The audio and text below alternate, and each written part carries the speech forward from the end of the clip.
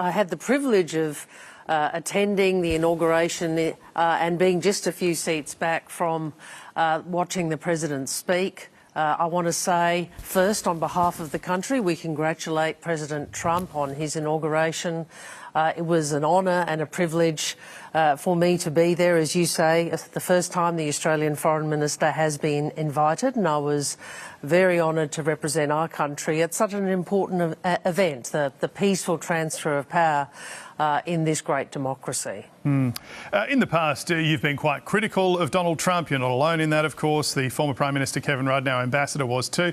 Do you believe that your invitation to this event is a sign that the Trump administration has moved on and forgotten that? Look, I am going to continue to be focused on doing the job I have for the Australian people, which is to represent Australia here and around the world, to engage with the new administration in the interests of Australians, in our economic interests and our national security interests. I'm privileged to be here, privileged to be the first Foreign Minister invited, and I look forward to meeting Marco Rubio, my counterpart, the new Secretary of State, tomorrow.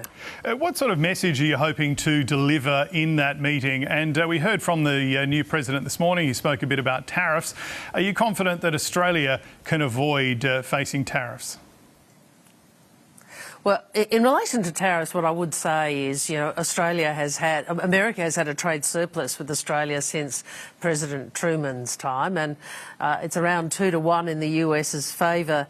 And in fact, a great proportion, around half of our exports to the United States, go into the American supply chain. So we are a very valued ally. We're also a very valued trading partner, which provides great value for the United States. But my one message to Secretary Rubio is that this is a really important alliance. It's an important alliance for Australia and for the United States. And together and through the Quad, the four countries, Japan, India, US and Australia, we all play our part in assuring peace and prosperity in our region.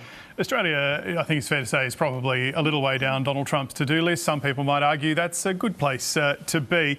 Do you think that the Prime Minister will meet with the new President before the Australian election? And could you see President Trump visiting Australia during this next term? Look, this is all, interesting discussion, but the President has only just been inaugurated, so obviously today is a day of great celebration here in Washington. In terms of future meetings, I'm sure the Prime Minister will have the opportunity at the appropriate time to meet the President. We're very pleased that there was a very early call and a very warm and friendly call with the President-elect. Donald Trump loves a bit of pomp and pageantry, though. You're not going to extend the offer of a state visit to him, are you, while you're on this trip?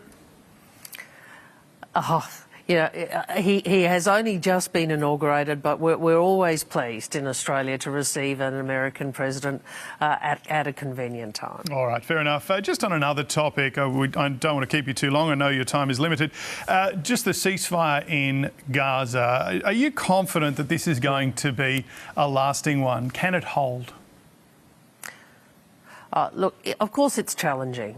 We've seen that because this ceasefire has been so close to being agreed to and implemented for some time.